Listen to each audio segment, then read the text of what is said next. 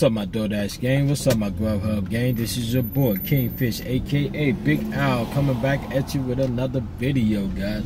This is part 2 of I Don't Give a Damn Service. Because a family member asked me to talk about it, guys, I give a damn about this subject. Alright, guys, we just finished our order at Chick-fil-A. Now we sitting at my other spot. I was gonna go back to Chick-fil-A, but I remember I was looking at my paperwork where I did the most money at Saturday, so that brought me here at Dunkin' Donuts. So we're gonna sit here and hopefully we get an order. Alright, guys, so I just want to talk to you guys about how you can use the food service apps, whether it's DoorDash, Postmate, Uber Eats, or whatever it may be, to gain wealth. Alright, so when I first started DoorDash, I had a job. I had a job that allowed me to go in, not when I want to, but later. So I got a chance. When I started DoorDash, I was working breakfast, lunch, and summer dinner before I went to work, right? So at that particular time when I was doing this, I was making $800 a week on a regular. I think I made maybe $700 a few times, but most of my weekly pay, I made $800 or more. If you do it correct, guys, I take out 14% of my taxes every pay. So if I make $70, I take 14% of that and I put that to the side. Now, I try not to touch that money because, you know, that's for tax purpose. But if I need to use it, I can use it and just replace it. But guys, if you want to make a lot of money, you can. You got to work. You got to put the time in to make the money. But you got to have a game plan.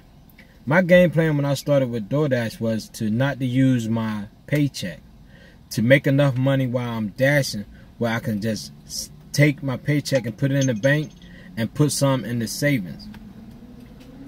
So with that being said, guys, you got to have a game plan. You just can't go make money, go party, gas, or whatever. The common goal is during the service, if you have another job, is to eliminate your debt and also to build your savings account. I also take 10% of what I make and I put it in my savings account. So 14% goes towards bills. Taxes. 10% goes to savings. Every time no matter what it is. So I take my savings and I don't touch that. That's going to be for vacation. That's going to be for major stuff. And you know. So now here's what I do also, guys. I take a percentage of my paycheck now because I have extra money because I'm dashing. I also take 15% of my paycheck and put that in savings because I no longer need all that money because I'm making extra money. But I'm a type of person that budget. You know, I have budgets set up. I have budget for my coffee. I have budget for my gas. I have budget for other stuff that clothes and stuff like that. But I found myself out by doing a budget and making money with DoorDash and having a steady paycheck. I'm able to take money from either my check or my DoorDash and put it in the savings. Now I ain't gonna tell you how much I got in savings because, you know, like I said, I'm planning taking the wife on a nice vacation, you know. But guys, just don't do DoorDash just to do it. Do it with a plan, a goal in mind. You know, I have made a lot of money with DoorDash, guys. A lot of money. And I have got myself out of debt because when I first moved up here, you know, me and the wifey was looking for places. I was using a lot of credit cards to make do, to get me over the humps. And I ran up all my credit cards. Now, I don't have to. Now I can honestly say that, you know, my credit cards is right where they need to be at, and that's because of DoorDash and Grubhub and Postmate, you know. But guys, you got to be smart when you're doing DoorDash. You got to have a plan. You got to put some money aside. If you're making $2 or $3 extra $100, that's $2 or $3 extra $100 that's coming out your paycheck. That should be going to savings. So you just don't want to spend all your money, but you do want to have a game plan so you can save some money. And animal lover, you are right. You can create wealth by doing this. If you take, and I have a friend that works a job, but he take all his DoorDash money and it goes straight to savings. He don't use it for nothing else. He just uses it for saving. His paycheck is what get him through the rest. His paycheck pay his bills, take care of his car, take care of everything that he had to take care of. But the DoorDash money goes straight to savings. You can do that also. So use the app smart. It's a lot of money to be made out here with DoorDash, guys. And you got to do everything the right way. You got to make sure that you stay on by treating the customer, giving them a 5-star rating every time, whether you're upset or not. You got to communicate with DoorDash. You got to communicate with the customer. And you got to be honest with yourself, guys. What is you in it for? I'm in it for to make money, get myself out of debt. You know, I don't talk about it, but, you know, I do try to save. I do have a game plan behind doing these deliveries. Like I said, I take 10% of my DoorDash money that goes to saving, 15% of my check that I get every 2 weeks, I wish it was week, goes to savings and whatnot. And I'm building, I'm stacking up, because you never know when you need it. You know what I mean, guys? But yeah, guys, use the app smartly. Get yourself a game plan. If you don't have a game plan, if DoorDash is all you do, then no, you can't build the wealth that you want. But you can sustain and make sure that all your bills are paid, and, you know, have a good living at it. Because they, you know, on the internet, there are people that say they make 6 figures. I don't know how. I really don't know how you make 6 figures with a food app. I really don't. But if you do, please share that information. Because I know I start at 7:30 in the morning. And I know I can average anywhere between 16 to 20 orders. But I'm done after that. I'm done. You know? And 16 to 20 orders, it's going to get you, it's going to get you about almost $200-something if the orders are nice. But how much of that money you spending? Because if I run all day, I got to spend $60 in gas to run all day. You know. So if I take $60 away from that, if I make $160, then you might as well say I'm only making $100. You know. And you're not gonna make 6 figures off $100 a day. That's only $500 a week. So in order for you to make 6 figures with a food app, you have to be doing almost $3,000 a week. $3,000 a week. I don't see it, guys. I don't see it. I had to physically see this guy do this. It's a guy out there, Chinese guy. I think he's Chinese, Korean. I don't know. I don't like putting ethics behind, you know, people, race behind anything. But he said he makes 600. I mean, he make 6 figures. I don't know how. 60, 70,000. I can see how you make that, but not 6 figures.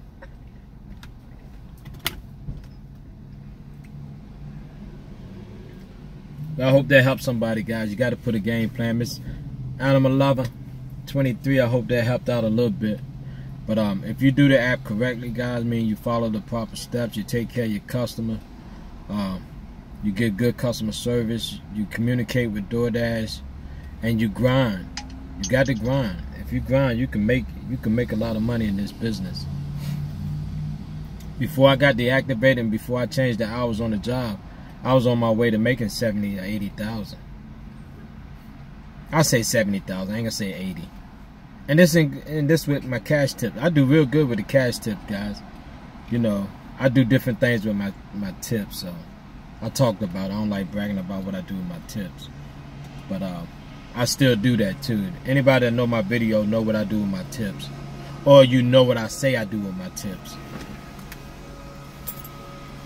But in cash tips, I average about 25 a week. So that's $100 a month I average in cash tips. And most of my tips come from the same people. You know. So thank God for my regular. When they see my name up there, they always either give me $5 or $10. The biggest tip I think I got was at Walmart was $27. Well, I was jumping for joy. Only thing I could think of was my coffee budget. I was like, woo, I got coffee for a month.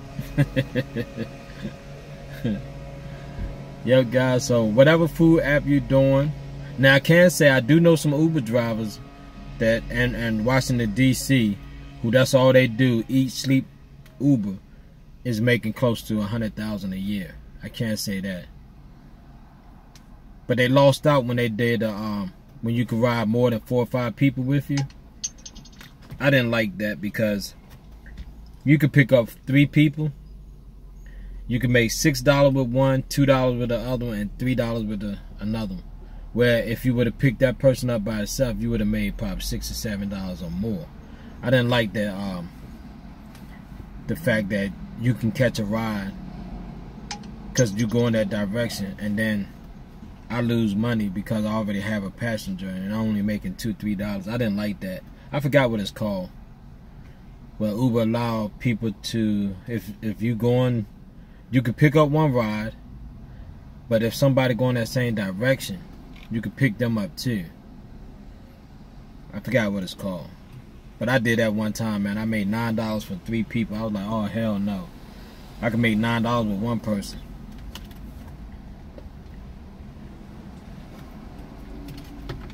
But yeah, man. This will be a question for you guys.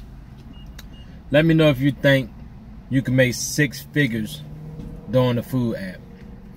And if you is making 6 figures doing the food app, where are you located? Because I'm going to move there. Because the demands must be very high. Alright guys, we're going to switch our location because we haven't picked up an order here.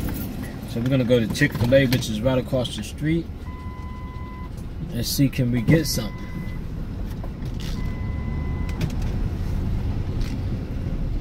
Yeah, guys, please take that tax money out. I don't know, each state is different, but 14% I think is good. You know. And I'm going to show you how simple it is.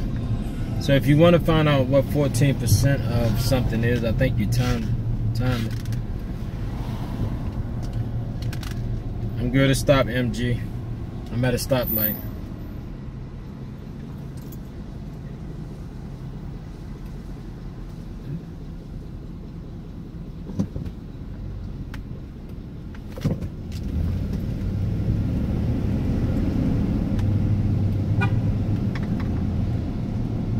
Okay, so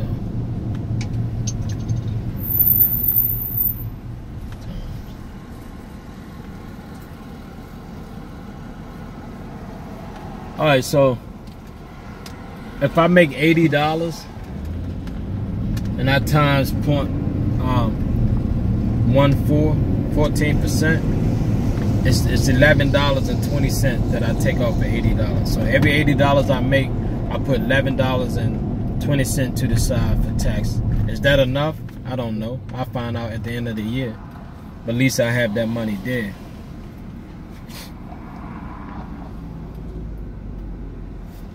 But I can tell you the money that I put away for taxes is enough money to go on a vacation and rent a car. You know what I mean? So that's how much money I have saved up in taxes. And then guys, if you're saving, you don't want to mess with it. That's why it's best to do a percentage. Some people put $50 away or $100 or whatever. I'd rather do a percentage because percentage is small and you don't think about it. But you can't make $1,400 a week and put $400 to the side, and then when you go broke, you dipping in it. you want to put enough to the side where you don't have to dip in it, or you're not gonna think about it.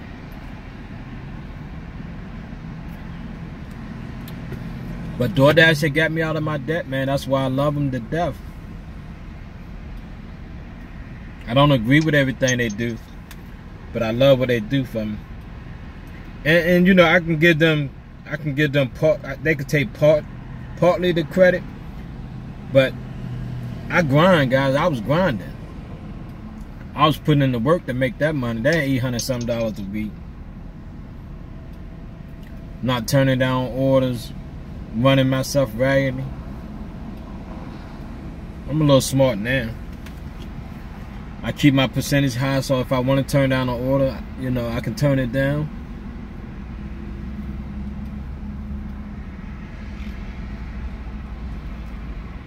And all I ask for DoorDash, if you send me to Brandon, give me something coming back.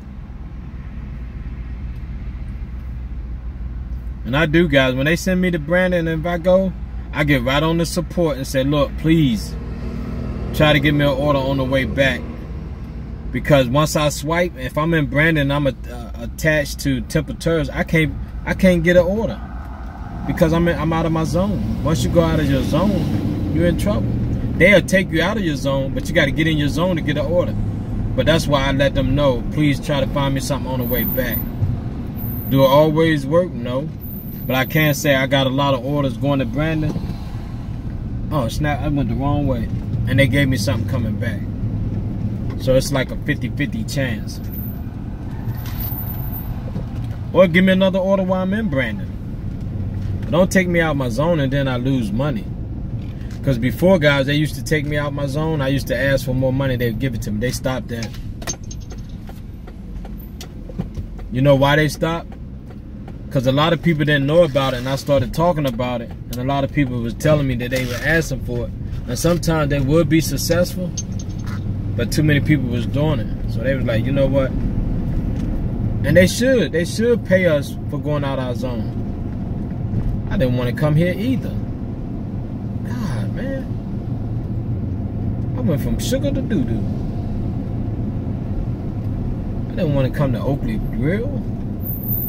I gotta make a U-turn. I want to go to... Okay. I want to go to Chick-fil-A.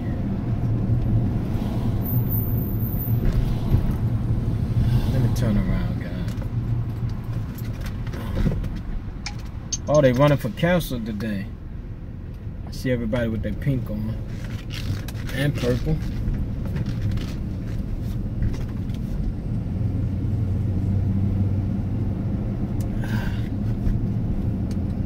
I see you, man. I never was a jogger, guys. Only when I played football in high school, I had that jog.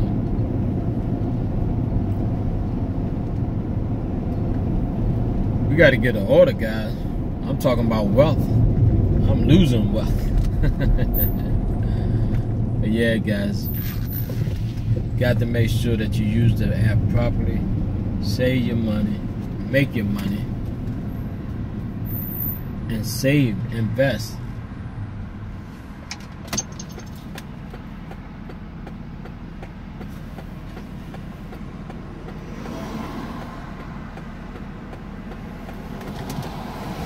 Alright, guys, I'm ready to make this money. I haven't got nobody yet, so I need some orders so I can get somebody. Pray that nobody get me. I'm trying to remember everybody that I got. I haven't checked on my man, my Indian friend, lately. I hope nobody beat him up, because he was getting everybody.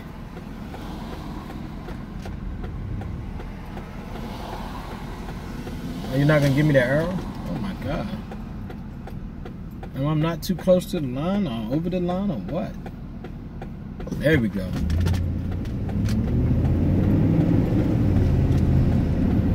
Alright, guys, I'm going back to Chick-fil-A. I'm gonna sit up here. I go home, get the podcast kicked off. I really enjoy talking to my family members. I really do. Can we have some different people call in? Don't get me wrong, I love talking to Miss Jackie. I love talking to Scott. But guys, get out your comfort zone. Call in, talk to your boy. If you always stay in your comfort zone, guys, you're not going to experience nothing. You know? Get out of that comfort zone, guys. That's how you test yourself. That's how you test your ability to move forward. You gotta get out your comfort zone. I'm gonna tell you something, guys. I'm not saying no name, but at work, it is on my job, we had a young man who was so used to being in a certain setting. He was in his comfort zone. While he was in his comfort zone, he was the man. But as soon as we took him out of his comfort zone, he couldn't handle everything else that was going on around him, because he was out of his comfort zone, and he chose to leave the company and seek employment somewhere else, because we took him out of his comfort zone. Comfort zone can handicap you. This right here is out of my comfort zone, but now I'm getting comfortable doing it because of you guys. You know what I mean?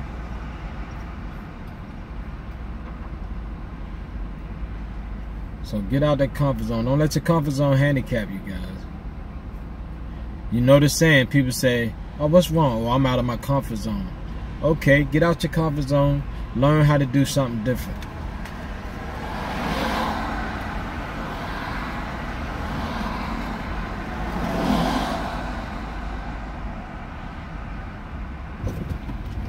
You stay in your comfort zone too long, guys, you handicap yourself.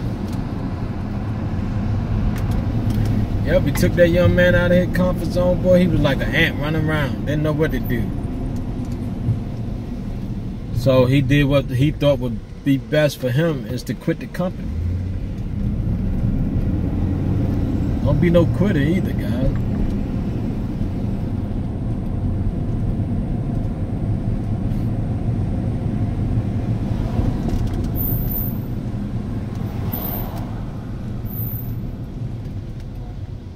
Come on.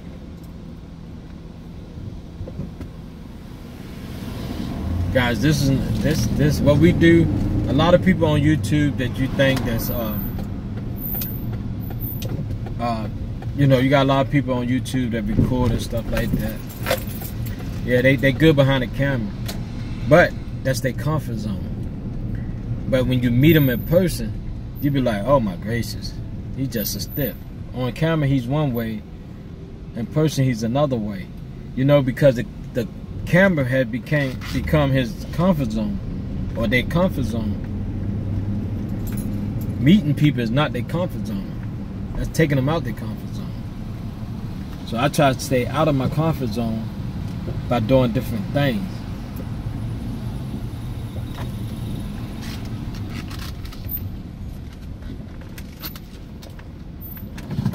And I'm gonna tell you how things work, guys. Like at work, sometimes you had to speak to a group of people. You know, that's out of my comfort zone. But when I have to speak to a group of people, you know what I do? I act like I'm behind the camera, like I'm speaking to my YouTube family. So I'm able to talk to a group of people, because in my mind, all I'm doing is looking in the lens of a camera and talking. And okay, now I done put myself back in the comfort zone. By taking myself out of my comfort zone, when I get in a situation, I can put myself back in the comfort zone. Oh Lord, girl, get a muffler on that truck. Y'all hear that? Sound like a lawnmower.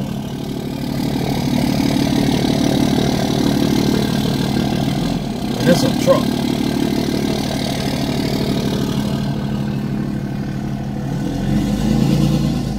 Sound like somebody cutting grass out here. Yeah, guys. Yep, so getting out your comfort zone, guys, doing something different. And then when you get back in that situation again, you can make it a comfort zone because you have already done it. Whew. I said all that to say that. Yeah, guys, I'm at Chick-fil-A just trying to get an order and talking to you guys, man. So I hope I was able to help somebody.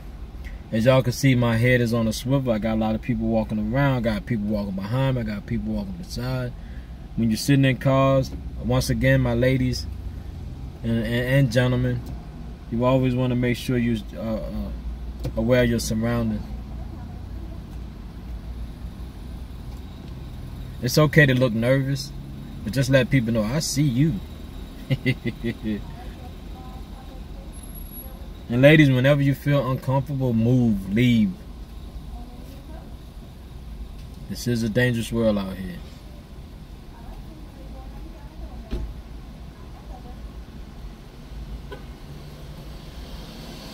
I got one video that I did, guys. I can't remember the name of the video, but this guy was walking up on me. He was walking up on me while I was recording. And I had to look, I had to stop recording, and I had to look at this guy like, and I was ready.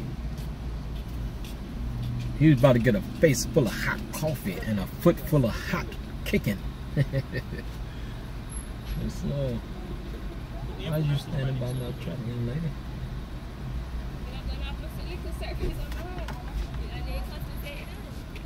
Your idea. You did a good job, Tara. See my smiley face, guys? When I first seen that, that made my day. Damn, Slim got a lot of waves. Oh, boy, you got good hair. I'm getting seasick. The man got so many waves in his hair. I'm getting seasick. Yeah, that new Nile and Murphy Grease, guy. I remember I used to walk around with all that white stuff in my hair, trying to get waves. That was Cedric's fault. That was my brother-in-law's fault. He used to use it, but he didn't need it because his hair was naturally curly. And I used to love the waves and the curls that he had. I put that junk in my hair. That's why I ain't got no hair now. Nah, guys, y'all seen why I don't have no hair. My father is hereditary. I think I said that word right. I don't know if I did or not. But I ain't heard that. I met my father, it was like, my brother was like this too, but he had plaits. He had long hair on the side. He kept a hat on. He took the hat off one day. I was like, boy, if you don't go get you a bald head and stop playing, a woman fall in love with you thinking you got long hair, and then you take the hat off, all this is gone, and you just got plaited on the side. She's gonna be like, oh, hell no. I don't want to mess with this.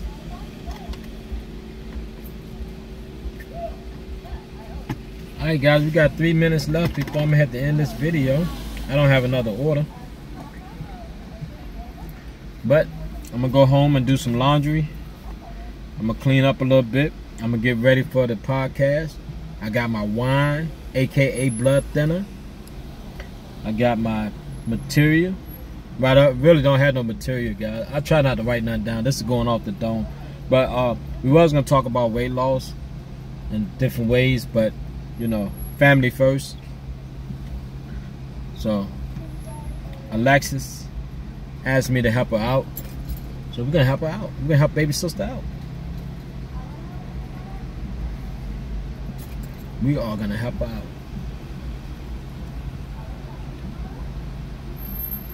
Yep. The platform that I'm using, guys, is just to be positive, to motivate, to inspire, and having a channel that kids can watch. Sub on Thursday, Saturday. They can watch it on Monday. We don't do that bad on Monday. But you might not want your kid to watch it on Hell No Thursday, because you don't want them to be telling you hell no. And you daggone don't want to watch it on Saturday, guys, but they be telling you I don't give a damn, Mom. Can you imagine if you tell your kid to go pick that up? They be like, hell no, I ain't picking that up. You know why? This Kingfish Hell No Thursday. What you gonna do? Whip that kid butt? And what if you tell them something else and they be like, I don't give a damn? So those 2 days, guys, I wouldn't let the kids watch the channel. You know what I mean? I don't want them. I don't want you blaming me. It was fun when you was getting people, but it ain't fun when your kids get you. You feel me? Alright, guys, I'm good to go do some housework since I don't have an order. I know it's gonna pick up today. But Jack, I hope I help you out a little bit. I want to get into it. I might do a podcast on it, but I figure I'll bring it up. But thank you for suggesting that. So anytime I can help your guys out, guys, I'm behind the camera. I don't care. Like I said, if you want somebody to get the hell out your house, if you want to tell your husband to go take a leap or jump out the window, call me up. Send me an email. I have no problems. I'll tell them where to go, how to get there, and when to get there. But guys, anytime you want to talk about something, whether it's a podcast or you want me to make a video on something, I don't know all the answers. I'm just gonna tell you I'm just gonna pull from my experience. Just let me know. Let's talk about it. Alright guys, don't forget it's Late Night with Kingfish at 9:30. Please be there. Please call in. We're gonna help a family member out. We're talking about dating, online, offline, whether you meet them in church, Chick-fil-A, Starbucks, whatever. We just want to give her some advice so she can be safe when she's dating.